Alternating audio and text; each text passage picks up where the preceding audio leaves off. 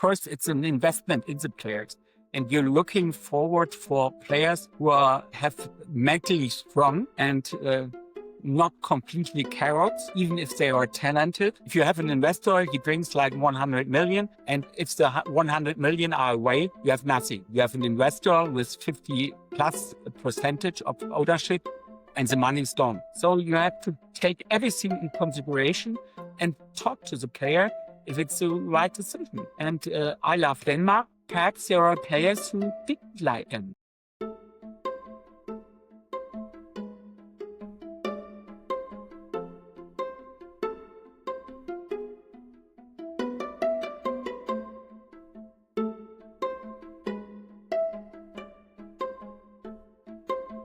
Welcome to the Football Economy, the show to explore the business behind the beautiful game.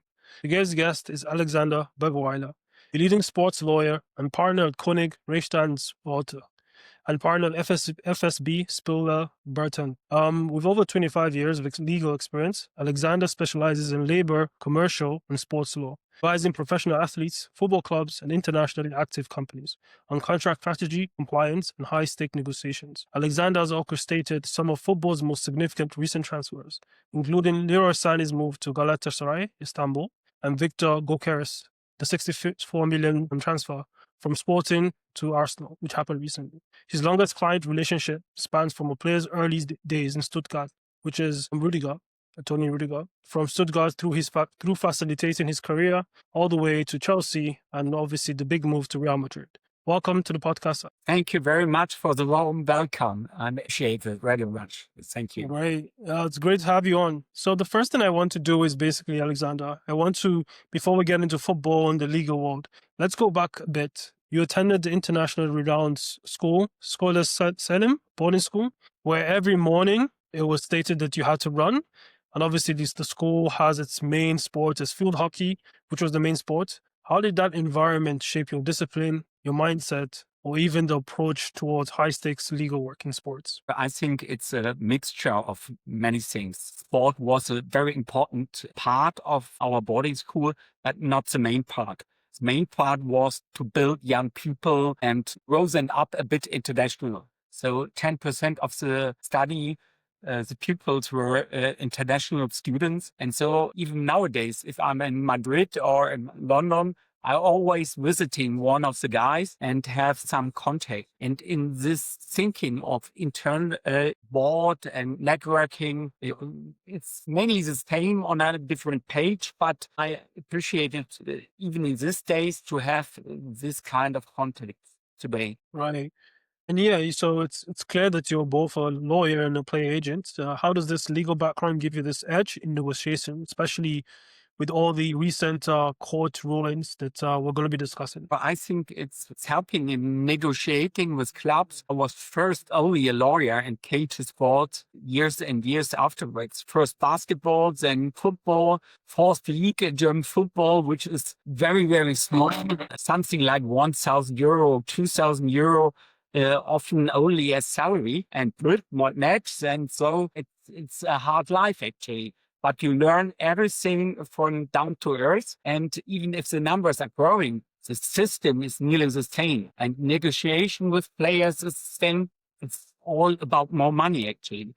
And therefore I was very happy that I have the possibility to work small first. And it's growing. And then I think in the first big transfer, or I know the big transfer was Antonio Rüdiger from VfB Stuttgart to AS Rome. And so I was thrown into the water, as we call it in Germany, and it worked out actually. And now this season will be our most successful season at all.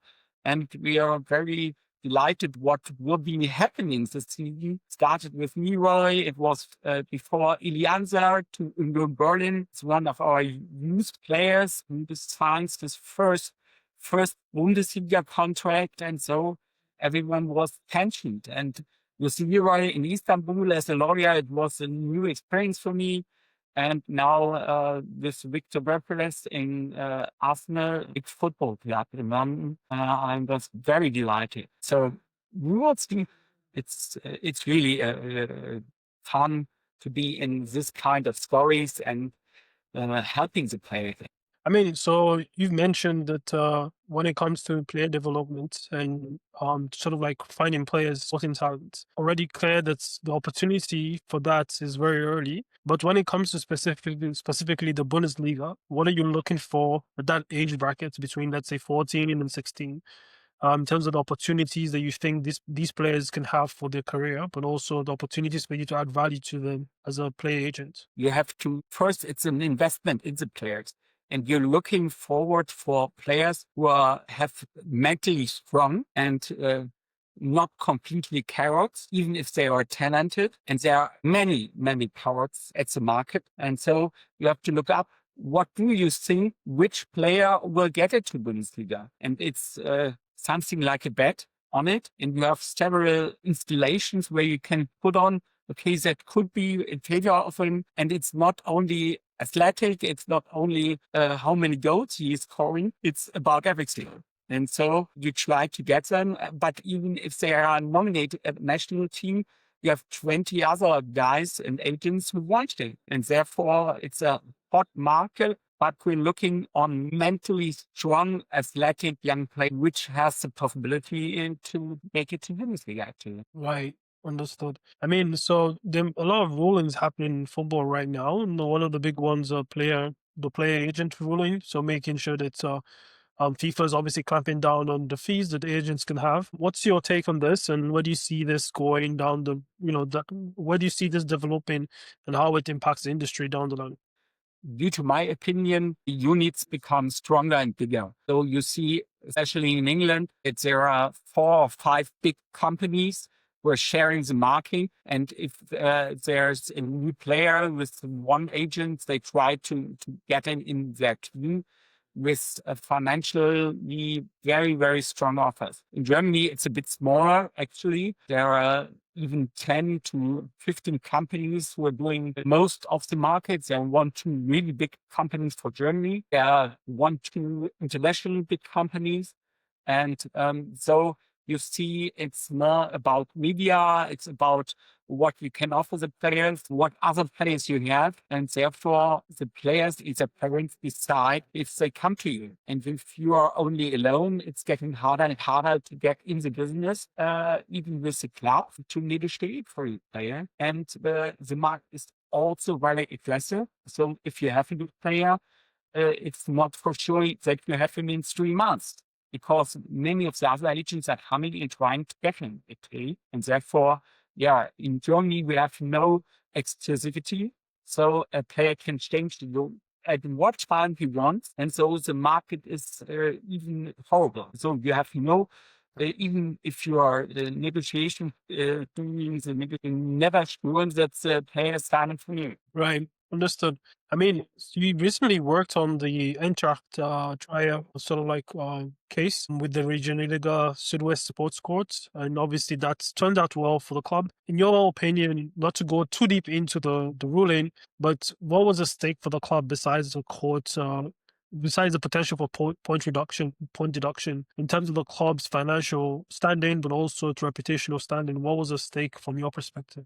Yeah, in Germany, I think we have a solid ground for the clubs, because most of the clubs are owned by their own fans. It's a club structure where the members are in charge of 51% of the clubs, and therefore there's no private investor or someone who is pushing them to have some amount back. Therefore, it's working quite well. Most clubs in the first Bundesliga are quite in a good financial shape. Even the last 3 to 4 clubs have sometimes problem, but we have and I'm putting it on wood, not wood, no insolvency in the first Bundesliga at all till now. It could happen, but normally you have a financial stability, and the clubs are working for the financial stability. And Freiburg and the small clubs who are working very good are very successful at the end. And so I'm hoping that the other clubs are looking for it. It's difficult to compete with Bayern München because they're making 1 billion as per year money income. So if Freiburg has 200 million, it's hard to compete. but they're trying hard, and therefore Bayer Leverkusen did it. They were championship at the courses last season, and therefore you have to do quite a good job. And if you're financially solid, everything is happening. Mhm. Like, okay.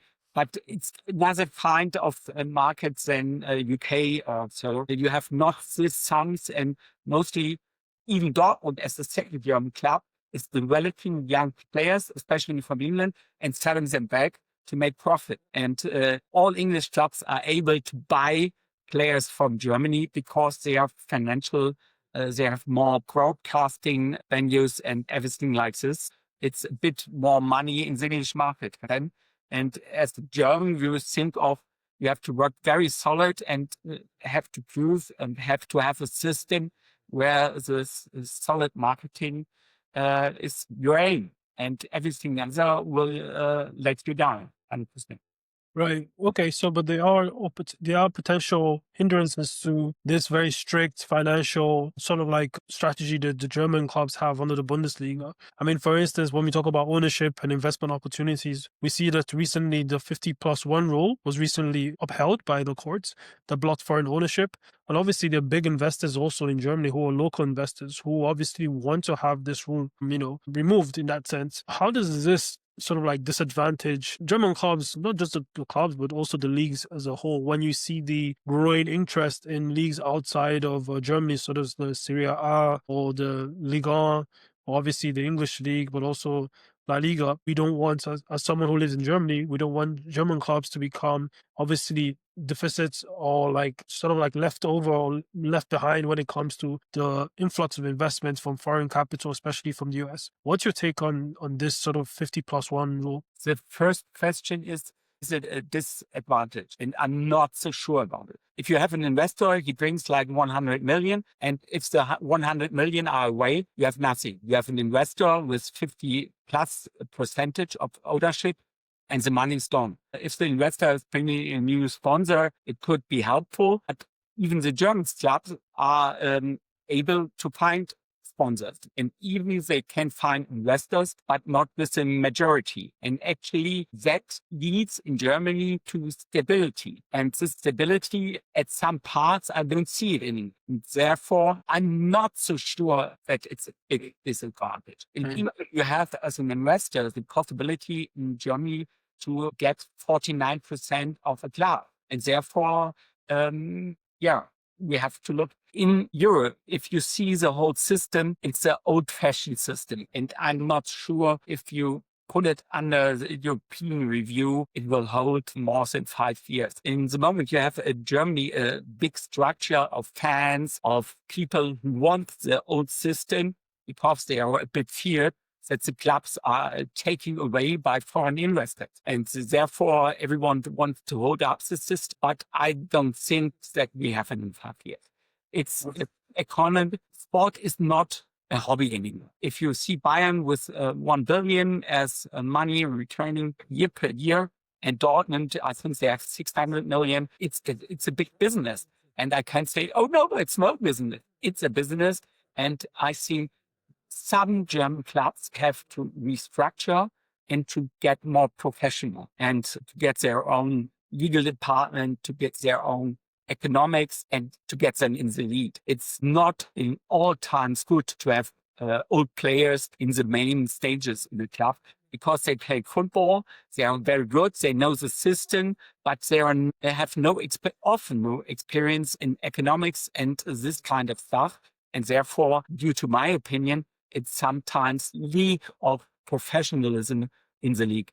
In contrast to England, if you discuss with English clubs about money, they are always professional and know, okay, we want to buy this club or this club, they do it due diligently. And I don't see this kind of professionalism in Germany. But we will see how there are some clubs who are very good organized, but even in second league, you have very often not so good organized clubs. Right, understood. I mean, with back to the FIFA football agent regulations, so FFAR. So people who might not be familiar with this, how would you explain what triggered this recent sort of like storm of legal disputes over these rules? Yeah, due to some German court cases, this regulation is not valid for Germany anymore. It's a big problem. I think the ideas are not so bad as most think. You have the idea that every agent has to be licensed and has to make an exam. That's for me a good thing, because there are too many people in the market who are not very good organized, who have no idea about football. And there's the salary caps or the caps for the agents are, due to my opinion, not for a business you don't know, and saying, okay, now you only earn 3%. And due to my opinion, the first decisions by the court are going in this direction. And if we now find a fair system for everyone, I think it's a good regulation of the market, that you have professionals in and that they are doing the business they know and helps the players to get good contract.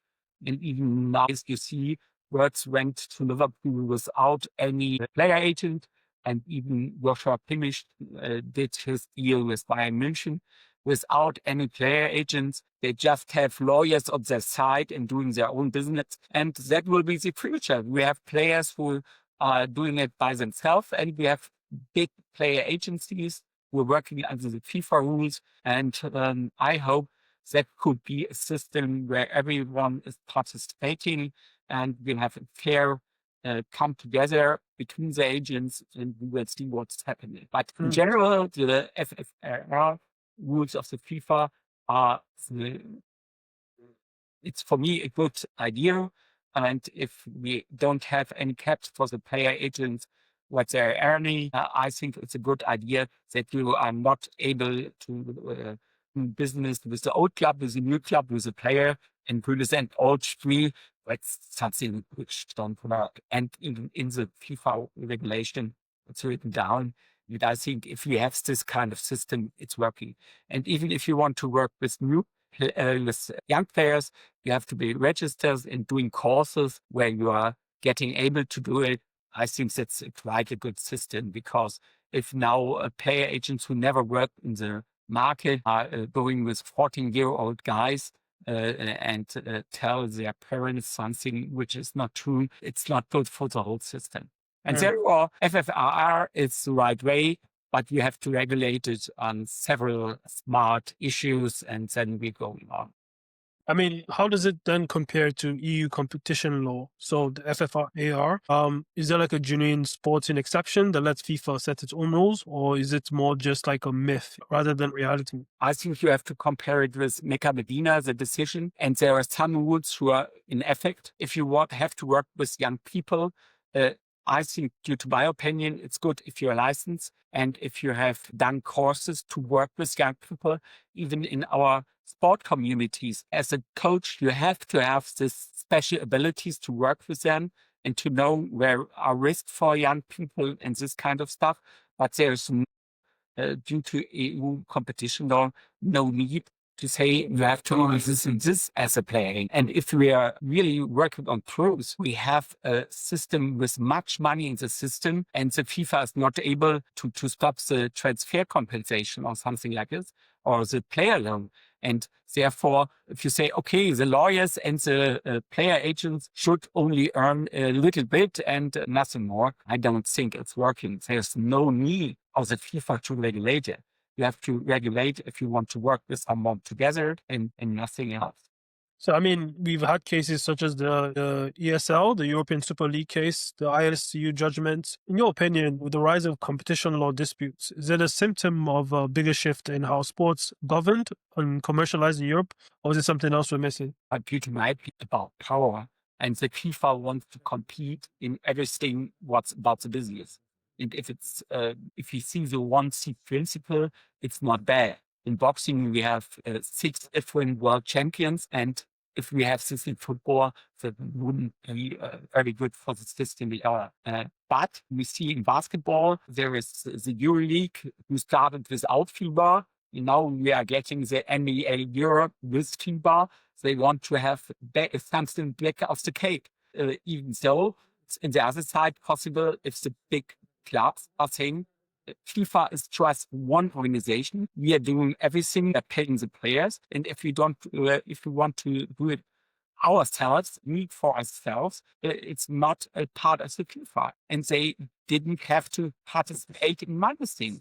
Therefore, if the FIFA is offering more money, I think the clubs won't go. If they think they can earn more on themselves, they will leave one day. And there's no need to have the FIFA involved in every league you have. I think if you have the national leagues, and that should remain the same, you should have a national championship, and you should have Real Madrid or Barcelona or Bayern Munich or Dortmund or Arsenal London in this national championship. And if they try to have their own system of European club association, it could happen. And there's no need to have a FIFA financially involved in such things. And now, due to my opinion, if you see the players, how much they have to play, the World Championship in US was too much. You have no holidays at all. The national system begin now to play, and the World Cup club cup was 15 days over.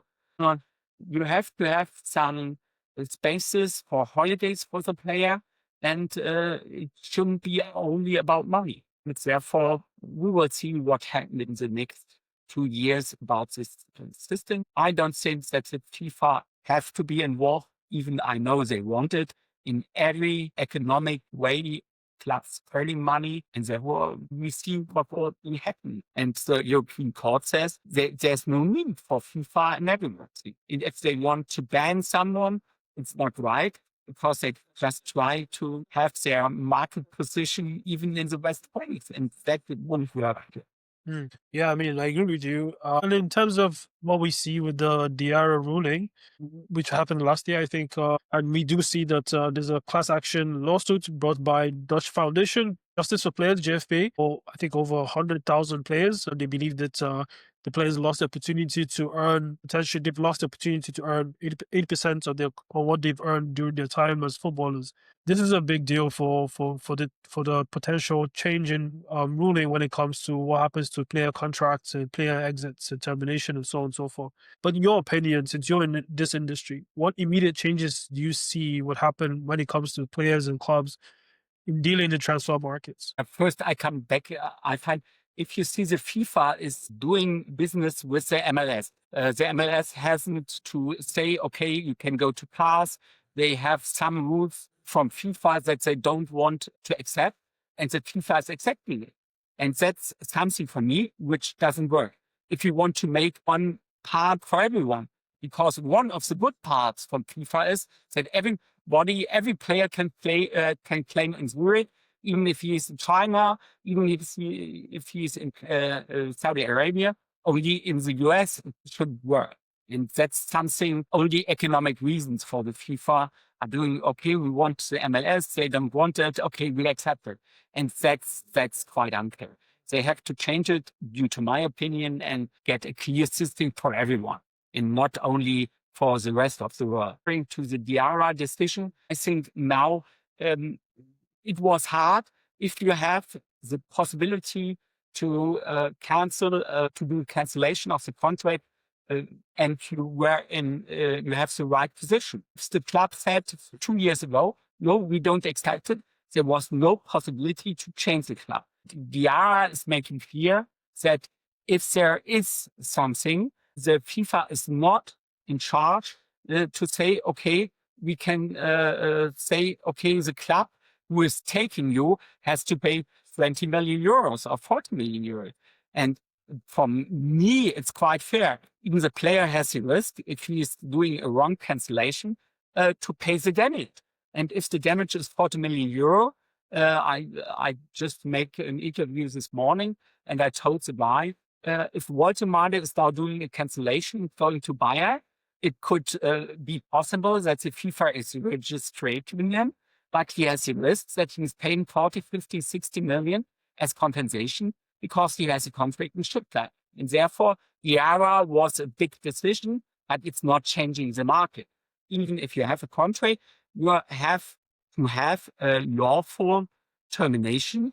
And if you have a contract there, you have still the cases. And even the club has the possibility to say, no, we are not able to go into another club and going with civil law or employment law cases against the new club. It's only not possible that an association like FIFA is saying, no, we don't do it. And you're not able to go to a new club because it's employment. And we have this kind of freedom in Europe that you as an employee can start your new job and you have the risk that someone is claiming you, but not by an organization which is not a national court or a national government, and saying, no, you are not able to work anymore for AD. And therefore, it's changing. It's getting easier for the player to change a club. And it's harder for the club to do binding things to make sure that a player isn't changing his mind and running to the next club. But it's the system didn't change completely. It's just another loss. Even after Bosman, we thought everything is changing, and it didn't. It's just making a next step, and I think Diarra is the next step. Right. So your opinion is not going to change drastically. It's just going to be a new way of modernizing the current system. So the FIFA transfer system is not going to be abolished, in your opinion. I mean, so how would this affect? Different. Yeah. First, with Lettungen, the decision of Lettungen, if transfer periods are changing completely, and it was put away, and therefore we have the transfer system still working, and the FIFA hasn't got anymore this kind of power in this market, but the system itself didn't change, to my opinion. And if you see the market right now, you have the same system, and you have, due to Diarra, no cases, due to my opinion, which open up the market.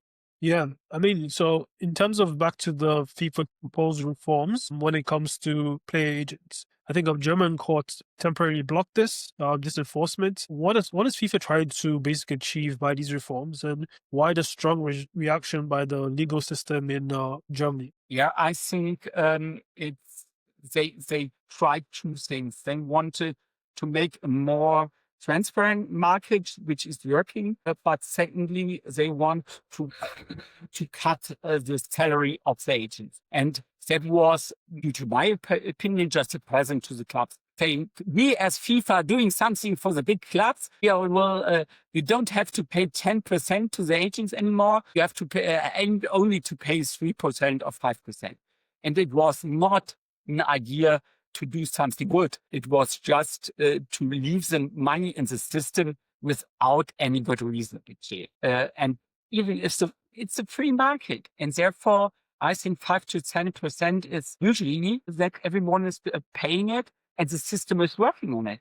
And even due to the decision of the Landgericht Dortmund, which said the FIFA is not allowed to run the new system in Germany, we had 2 years no system at all. And so everyone is running free and everything worked very fine. And so the FIFA made much pressure on the German Football Federation to do something. Now they changed a bit and doing the old system or doing a new system, but no salary cap at all. And that's working quite fine. I think if you're FIFA licensed and doing your job quite well and you have some regulations, if you have no lack of no conflict of interest, actually it's working quite well.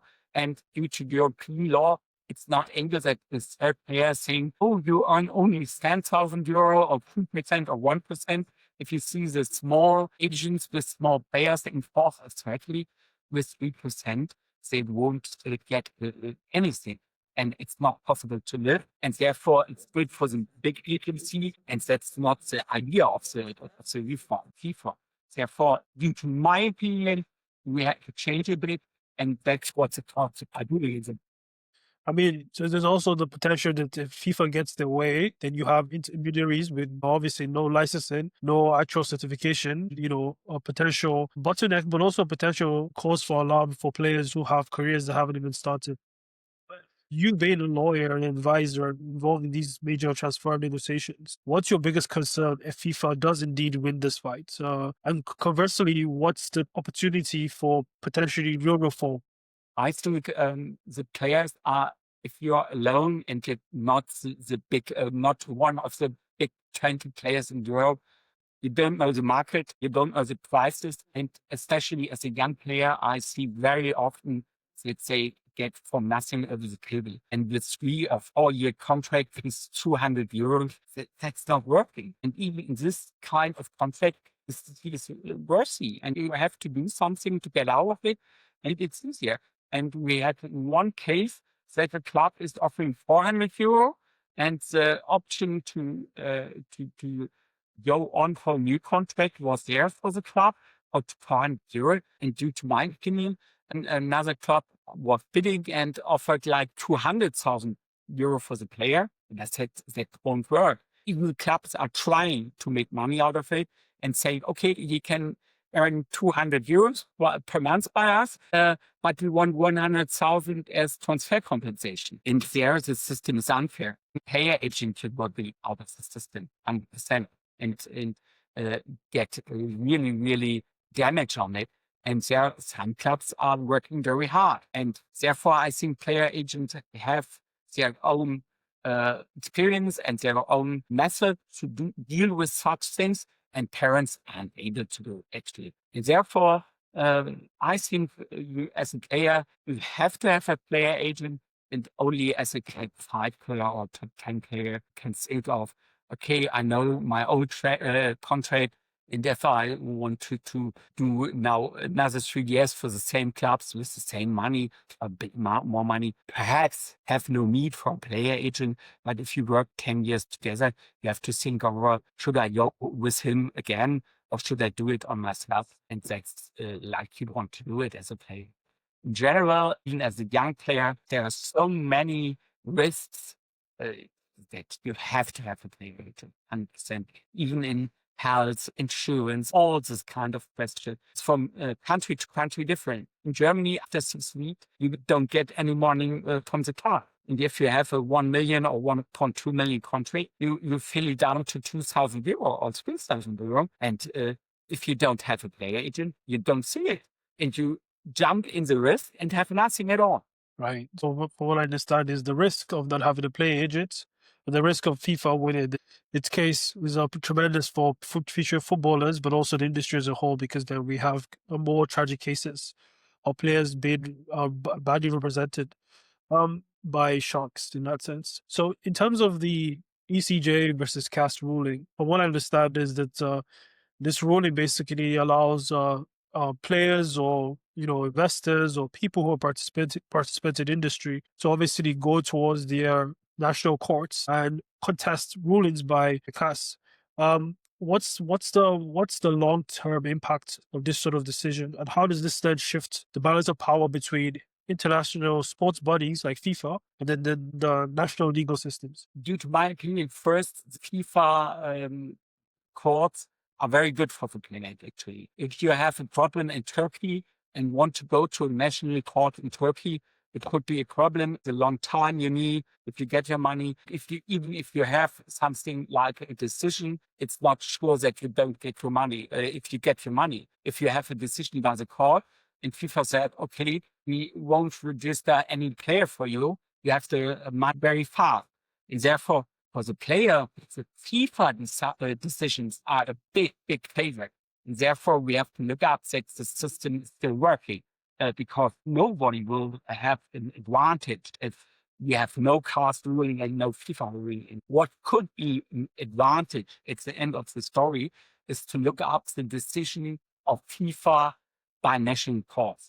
And there's something unfair. The step to have success before the national court is very high. You have, if you are have a contract where CAS is settled as a court, it's quite okay. Even the decision said the European Court of Justice are saying that you have the possibility to go to national court if your rules are violated. Normally, CAS don't violate the rules. The decision, we have now the decision about a doping ruling for a Honduras as player. Was not possible to go to German court. Now you have the possibility to say, is the whole system working? Therefore, that could be an advantage for the athlete. But in general, it's doing quite a good job. Doping, it's always very difficult, but even there, due to my opinion, it's working quite okay. And if you have now the possibility after the CAS ruling to go to national court, and even our highest courts in the Claudia Pechstein, who was the ice skater and is claiming now over 10 years against, or 15 years against the International Skating Union, and now did make something, they have a solution and now everything is over. Therefore, if there are any mistakes, there should be a possibility to get your damage back. And therefore, in my opinion, it's a good decision, but we should stay on the special courts like CAS, because you have 3 judges who are into sports. I'm here at the court, in employment court in Germany. You often have a judge which has no clue about sports, know nothing about football, and has to decide about the case. And that could work, but sometimes it didn't work, because she has no clue about FIFA law, about FIFA rulings and everything.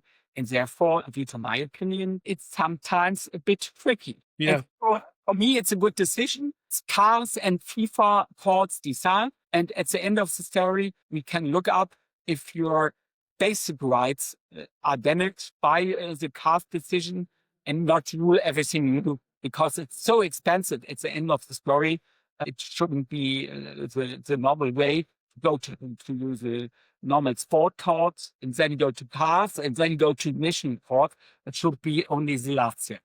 Okay, understood. But then if you look at it from another way, the potential some second order effects that will come about if this ruling holds is that you create this fragmented market of dispute resolution. So for instance, if a country decides not to allow court reviews, while another country decides to allow, another country decides to allow a review by CAS, then you'll get in different judgments, different arbitrary rulings that could potentially put other markets at disadvantages. What's your take on this? You have this problem right away. At the moment, you are able to go to the German employment club, and you don't have to go to CAS, and you don't have to go to FIFA. In German, employment courts are working very well. So in that you're going. I love Turkey. I love Turkey 100%. But I won't go with a player to Turkish courts. To my opinion, it could be hard to get a decision against Galatasaray. Yeah, perhaps it's working in London.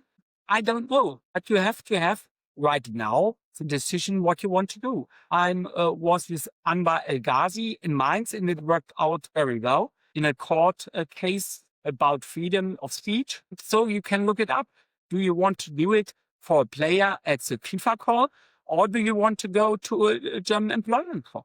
And therefore, if you have the choice, and that's what in international economics also existing. It's forum shopping. You look where I get the best decision, perhaps. What are my thinkings about it? And then you go on and decide where you claim. And as a player, it could be a decision. If you are by MLS, if it's possible to go to this court, even, or you go to an American court. And then you have to see what is happening. Employment court in general, in Europe is something completely different than employment court in the US. And so you have to find a decision. But in Europe, it's clear if you have just a player, it's possible to go to an employment court. Not in doping cases, there you have to go to CAS and you have to see what you're doing with CAS.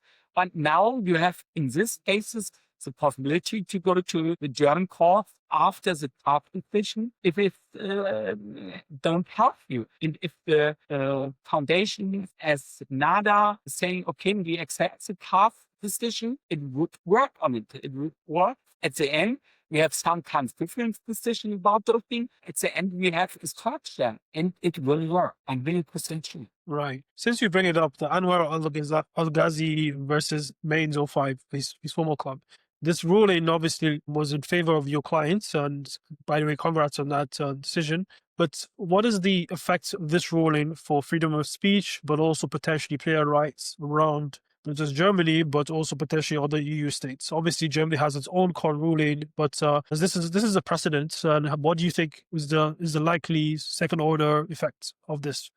Now we are now in the appeal, and the appeal court will decide in September actually about the case again. But I think with German law, it was something you can imagine, because we have here the freedom of speech, and then we have a big discussion about from the river to the sea. I won't make it too much here because it's a own scene where you can discuss about months what this means and what this doesn't mean. But if you are saying, I want freedom for all, I hate anti-Semitism and I care about the kids in Gaza, everything is right. And if a player is saying it, and even a club don't like, it's difficult for him to say, no, we want to terminate the contract. And therefore, I think it's a good decision, actually, and we will see what the appeal court is doing for.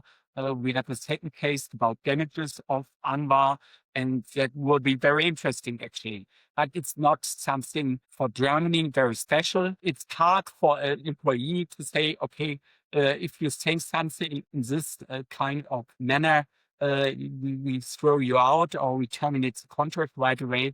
And therefore, we see what the main court is deciding, the Landesarbeitsgericht, what's happening. Right, understood. I mean, we don't want to get too deep into the deals you've made, but obviously you are involved with Victor Gyökeres' move to Arsenal. Just to give our listeners and viewers a bit of an insight into how these deals are done. I mean, you mentioned yourself, it's an international transfer, which inherently is complex, but even more so because obviously the player is under contract. Now, just walk us through how a deal like this gets done from inception all the way to completion when the player gets signed. Yeah, I'm changing now to Antonio Rüdiger because I was more involved. Normally, you have a first questioning of the club who wants the player, and then he's getting in contact with the player or his agents, and so you have something like a first offer or loan, how much money they want to play to the player, and there are the first step.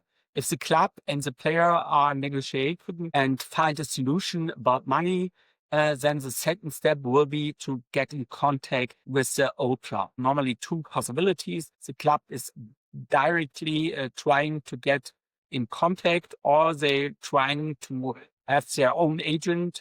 That could be the player agent, that could be another agent, get in contact with the club and say, okay, the new club has an idea and there could be a possibility change, and they are willing to pay transfer compensation. What do you think of money? The club is saying, yeah, we want this and we want this. And now you're seeing in the negotiations with Bayern and Stuttgart, at the moment there is silence because Stuttgart wants more money than Bayern is willing to pay. And then you find someday a solution.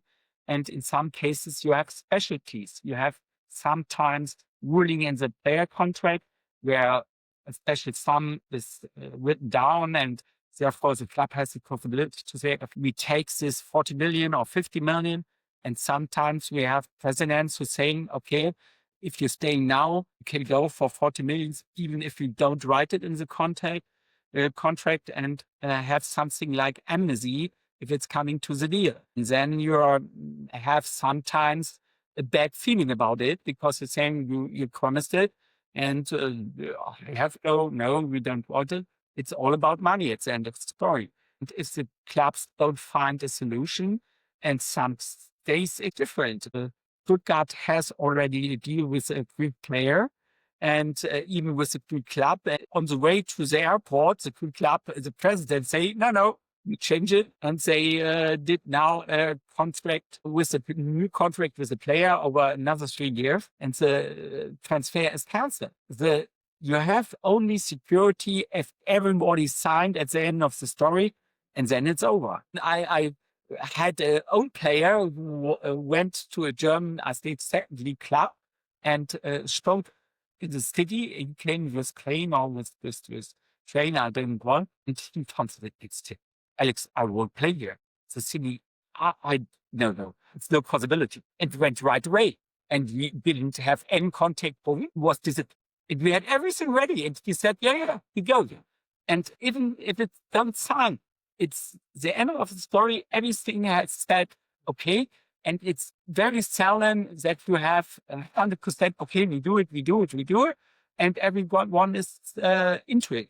There are often small questions, big questions. And even I have here, player came here with this agent and said, no, we thought it was net. And maybe in Germany, it's always put, you have no net contract. Oh, and they disappeared, went in the plane, and therefore it's often very, very, there comes no laugh, but sometimes they say, oh, we don't want yet now the situation where the player is only something like 1.5 net, and another club is betting, okay, please come to us and pay 700,000. I say, okay, we have a gap from 800,000. What do you think? Yeah, now we are the right club and we will enjoy it. You should play for us. And then you say, okay, it could be a solution. If the player is not playing and the other club is giving some money and he's on the way, but it could be that he is sorry. He would like to come, but he has to think of his family and his grandchildren. And at the end, it's all about money, even with the contract. There's a big part of the money for the player. It's important. You don't say, okay, half of the money is okay because the city is so big. Right. And Right. This is clearly understood. I Yeah. mean, so your experience dealing with Anthony Rudiger is very clear. But when it comes to, sort of like managing a player from a lawyer's perspective, what's the responsibilities outside of the contractual duties and the labor law duties? And also, what is the sort of like the length of duration of a contract between yourself and the clients? I think you have to show the client's risks. That's a risk. If you're going to China and doing like 100,000 by the club and 1.2 billion by some sponsors, say with the club you can go to this court with the money of a sponsor, but you have to go to a Chinese court. What happened in China, I don't know. I hope that they have something like fairness and will do something, but I can't guarantee it. And therefore, that could be something which a player has to take in consideration and don't go right away. You see that the wife of a player don't like a city at all and say, oh, that's horrible. You do everything against it. You have to find a solution. It could be that you have to discuss with the player, even if you earn their good money and your wife don't come. Do you accept it that she's living in London and you're playing wherever, the Riyadh or wherever? And if say I'm fine with it and I fly every 2 weeks because I'm earning really money, that could be a possibility. But if you see and let the player go to Moscow and play there for good money, and the wife is in London and everything is going to a chaos and they will be divorced, it might be not the right decision in this. So you have to take everything in consideration and talk to the player if it's the right decision. And I love Denmark. Perhaps there are players who didn't like them. I love to have players in Bavaria or in Stuttgart, or Bayer Leverkusen. I really appreciate the clubs. Or Borussia Mönchengladbach, I love them, and you are 100% sure that you get your money in time. Even some players say, oh no, I like to go there and there. And then you have to say, okay, there's no guarantee. And even in Germany, you have to say, if you're getting injured, you have to pay an insurance for it. And the insurance is not very cheap. And we have to take this kind of thing in consideration, that the player has all facts and the decision he has to do by himself. If I have a young player, I love Salzburg. Salzburg is a great play club to develop. And I think for me, it's the right decision to go there or there. And then you have to risk that the parent saying, come, leave this agent. He is nuts. We want to earn now really big money. It's your decision at the end of the story, what you like and you don't like, and what you would bring to the player. And even in our company, we have the experience that player is saying, okay, then goodbye. They're coming back and sometimes saying, oh, I'm sorry, it was the wrong decision. But that's not helping at this moment. You're wrong, actually. It's the first time. Right. If you're looking to potentially work with a player, what are you looking for? What are the red flags? What would disqualify you from working with a player based on the player's actions? I think if he is not taking my advice in consideration, it would be the end of the story. And nowadays, we don't have to take players anymore. We have the financial stability to stay down. And if I see he's only doing his thing and only wants to earn money, and I have not the right offer for him, it's perhaps the best way to go separately. And even if the parents want to dominate everything and don't know anything, then it's a good point to say, okay, try it on your side, and you are invited to come back. That are my rules.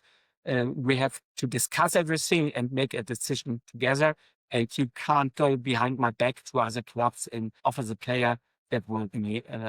That's nothing I can work with, and I don't can handle this situation. I need trust, and if I get trust, we do the decisions together.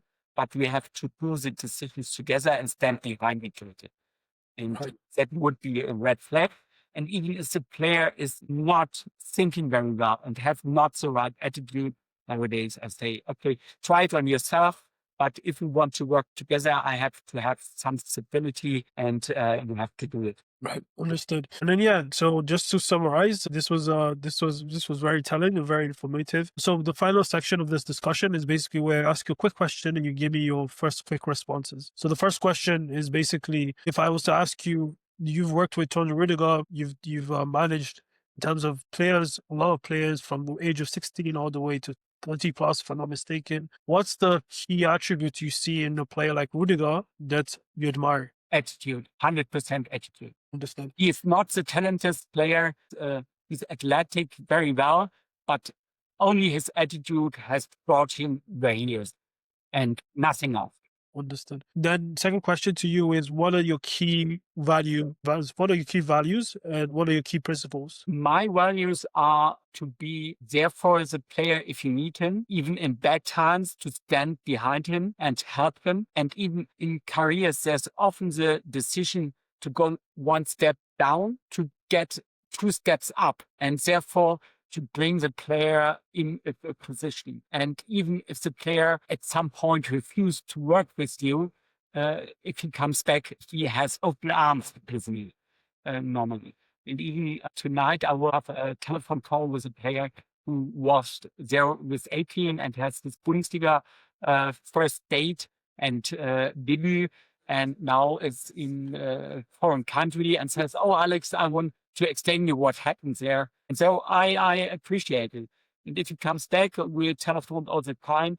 And even if I call a player who was at my company, normally calls back right away. Therefore, the trust players have in me, even if me quits or something, I have always worked good with the players and never have the complaint that he say, "You're doing me something wrong."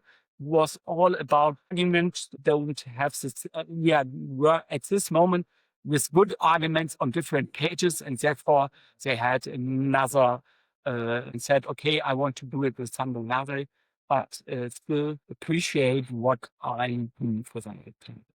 And your law firm was recently awarded the title of Top Law Firm 2025 in the field of sports law. And this is obviously a recognition of your hard work. What would you say is the lasting impact you want to have on the sports industry? Yeah, I'm very happy that I'm now working for some German Bundesligists and for players and for table tennis players. It's getting a bit more of the market, because I think it's very important that you don't see the football bubble on the player agent perspective, that you see everything, that you have a feeling what is important for a club and what is happening in other sports. We are starting a project called Icon Week with Tony, and Tony Kroos is the president with Andy Ehrlich, which is a big streamer in Germany. And we see different projects who are going up very well. If you see the television broadcasting in such small football league in something like a gym, what we see in Germany sometimes in the National Broadcasting Association, they have to change. There, in my law firm, I am thinking of, it's a good part if you are in the system, if you're looking on Instagram, if you're going on Instagram, if you're seeing what's happening there, think of the system and help the players. That could be in advice. It's important to be on Instagram. Even if Nikola Jokic is saying, I don't need it, it's a decision. If you can say, okay, I like it, it's okay. There are athletes who are doing 100% of their profit in Instagram. Lisa Schmidt is one young track and field athlete. She's very good in it. And if you have, as a small sport man, the possibility to do it, do it. And living your dream, going for sport and doing advertisement on Instagram, it's working. And even if you want to make a movie, try it. Perhaps we have football in another sense, or doing something else, Olympic Games or something. If we have to have U21, it perhaps is not the right solution. It has to be open for everything, be open for new stuff.